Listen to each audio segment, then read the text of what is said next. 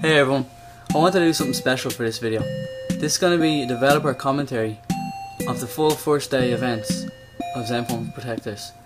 I'm going to point out some little Easter eggs, tell you some interesting facts, and generally just play the game. So if you don't want the game spoiled for you, probably best not to watch it. Right, let's get into this. The first fact I'd like to tell you is the default names for the characters are actually named after my two youngest cousins. You'll see the male is called Aaron and the female is called Sienna. You'll also notice the male has CP on his t-shirt, obviously standing for Calis projects. If you look at the female outfit, you'll see she is wearing a blue and orange dress, which is kind of the CP colours. And I should point out I'm playing this on the iPhone simulator, so you might hear me say click because I'm on my MacBook, so I really mean touch. So obviously you can touch through the panels here, you can customise your character. I'm actually just going to go for the default character. I am going to change the name to Neo. And yeah, that's me clicking on my trackpad. Don't forget you can change your mood. You can also change your mood just by touching your character, and your mood will reflect what some people say to you. On the character creation screen, actually if you touch the sprite, it'll actually spin. Right, let's go. So obviously there's my message to everyone. Everyone was very kind on launch day, so thanks very much. Some of the fans are absolutely crazy, and you know, it's very special to have them actually. When I'm speaking to the fans, I should state that it's great to see everyone very helpful on the forums. Like, that really helps out the community, and it is a new game, so it means a lot to me when I see kind of forum members helping each other out, so thanks very much. Right, anyway, back to the game. Right, so the character that you're talking to now is called Keith. He's the player's best friend. In reality, I have a very good friend. He's one of my best friends. He's also called Keith. So that's where this character draws inspiration from. Keith always wears a hat. That's so that you know who he is. When you see him just at a glance, you go, oh, that's the character Keith.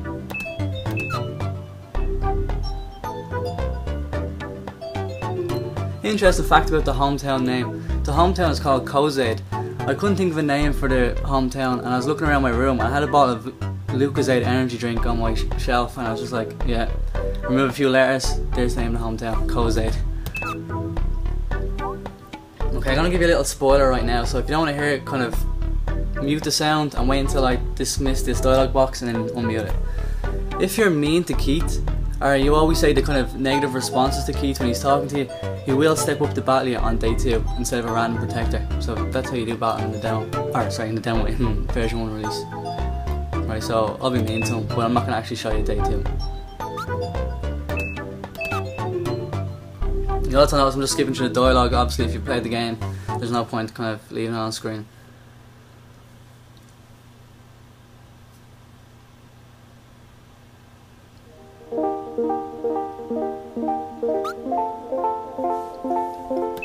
So here's the player's sister called Shauna. It's actually based on my real life sister who's called Shauna. The outfit she's wearing is also based on an outfit she had to wear for work one time, and I just thought it was pretty funny to add that into the game.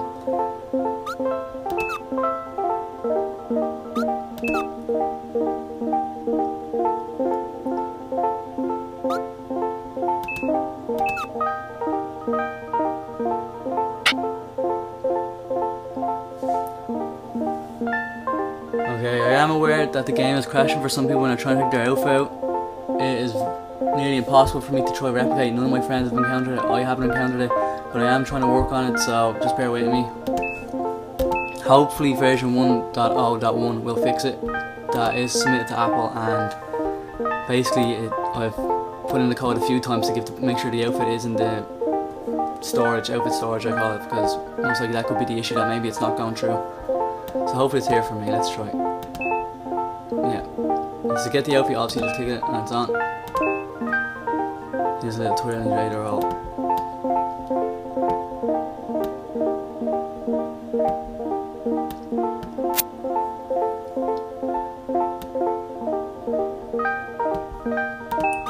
If you're reading the text here, she mentions about how the player is feeling a bit weird about being adopted. That actually was my way of trying to explain how the character you create at the start of the game can be customised, like have a different skin tone and stuff than the character Stephen and Shauna, or the sibling Stephen and Shauna. I plan to explore that kind of adoption kind of storyline a bit in detail in future releases. A lot of people forget this, by the way. Don't forget to touch in the kind of circle here in the D-pad to make you run. Some people have complained that it is laggy, and yeah, I'll work on that. It's mostly just a timing issue. So here you can see the name is Cozade Town, named after Cozade. So here's another place where you'll be able to interact with Keith. It kind of explains this time. It deliberately didn't explain it the first time you were asked to make a choice.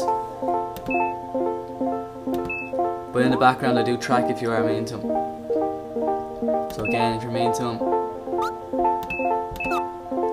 he'll slip up to value in day 2.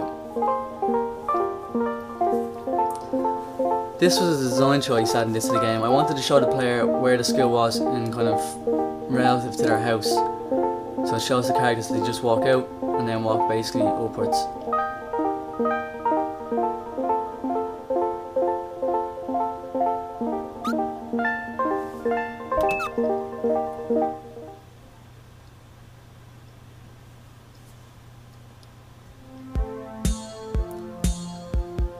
So here's Christine.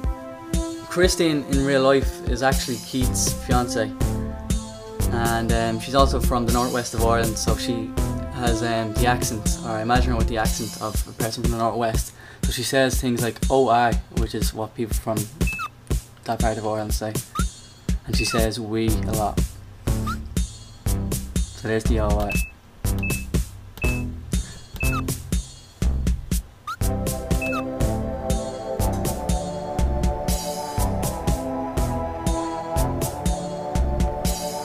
A lot of NPCs are random, so you might notice how some of the characters might look different in this playthrough than they do in your game. I'd like to add in some random text for them, but I didn't get to do it in version 1.0, but I will hopefully do it for a 1v1. Oh, sorry, 1.1. I also hear there's an issue with locker storage. I'm working on that, don't worry. Alright, here's an interesting fact about Miss Moran. Miss Moran is actually based on my mum. My mum is divorced, so you'll notice it's MS Moran rather than MISS.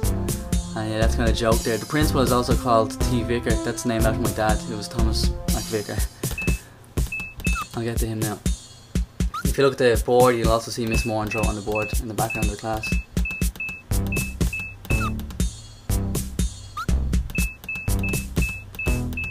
Again, that clicking is just me clicking on my trackpad.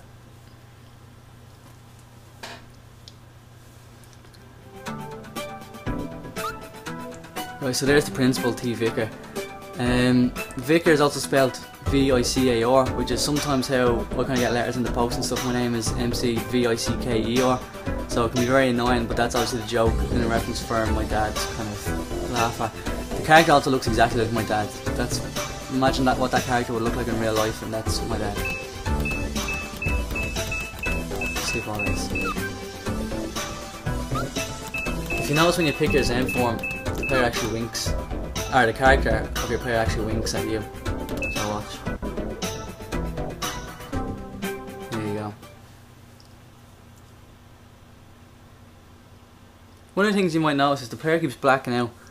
There's several times it's mentioned that he kind of goes into a daydream, or he kind of just forgets stuff. This will be explained later on. When I say later on, I mean in version 1.1 and further updates. He says he calls his ZENFORM Max. That's named after Keith's dog, Max. As in real life Keith.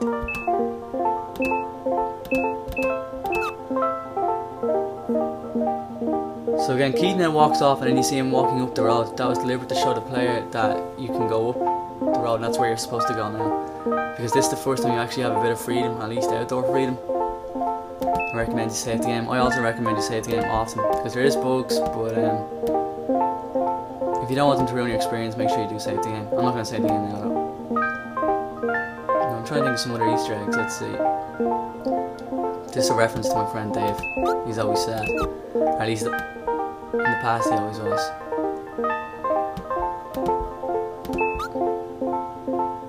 You can see there's the joke to him. Don't forget, you can just touch your character, and I'll bring up the mood box, and you can just change your mood. I believe the only person that really reacts to it right now is the NPC that lives down near your house. Down on here. Let's see what I'm going with.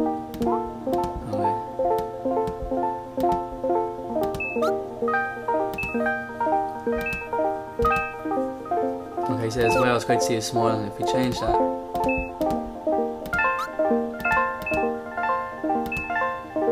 There you go, see, he says you look upset. Back to being happy.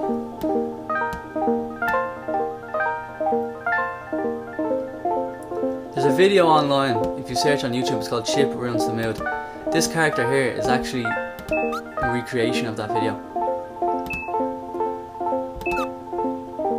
He says something that kills the mood in the video on YouTube, and kind of they're like, that's not funny, Chip, and that's obviously the joke here.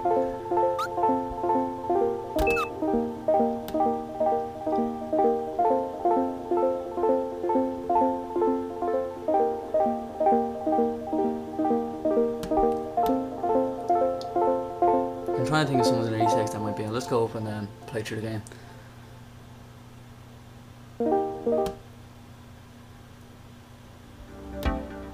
If you're ever lost in the game, by the way, just follow along the roads. The roads will generally teach you where to go. Right, so I'm sure most people have talked to this girl, you might know. She explains to you about kind of dodging battles and stuff. And she says, you know what I mean by shake, right? And you kind of probably guess she's actually talking about shaking your device, but if you say I have no idea, she'll actually turn and talk to you, as in the player. She'll break the fourth wall and she'll tell you to shake your device.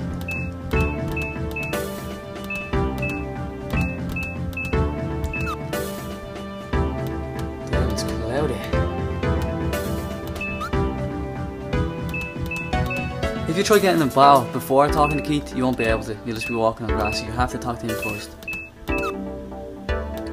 Who did I pick again? I picked Rimmer, did I?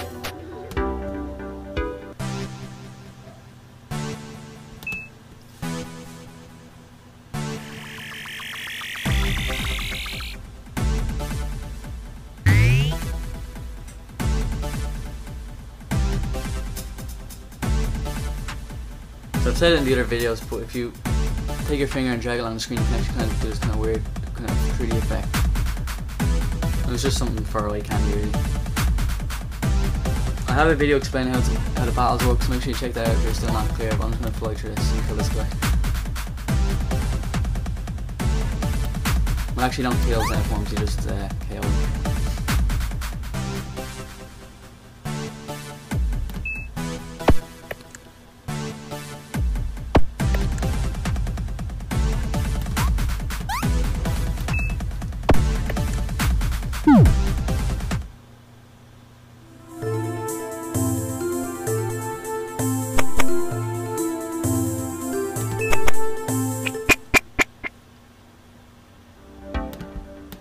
Let's go talk to Keith.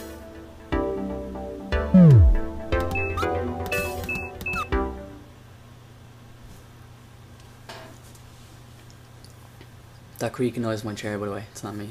It's doing something else. Right, so there's the other sibling character. His name's Stephen. It's spelled with a V, but obviously it's based on me. So the characters are obviously Stephen and Sean, the siblings, which is based on me and my sister.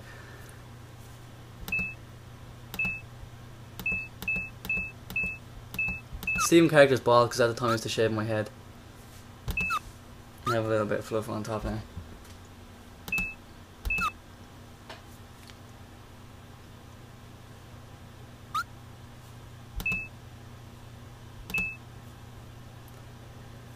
Stephen here is actually speaking to you, as in you, rather than the player. You can see that he's kind of saying, I'm glad you became a protector and I'm glad you've kind of decided to come on this adventure. He goes, you have my admiration. Basically, I'm thanking the player for playing the game.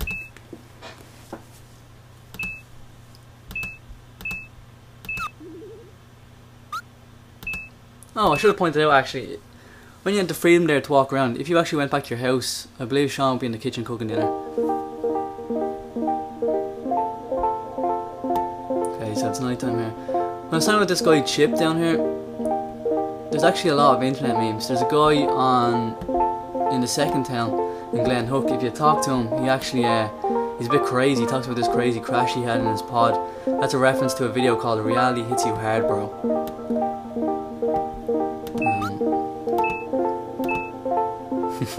There's a chat line, an icebreaker for you to try.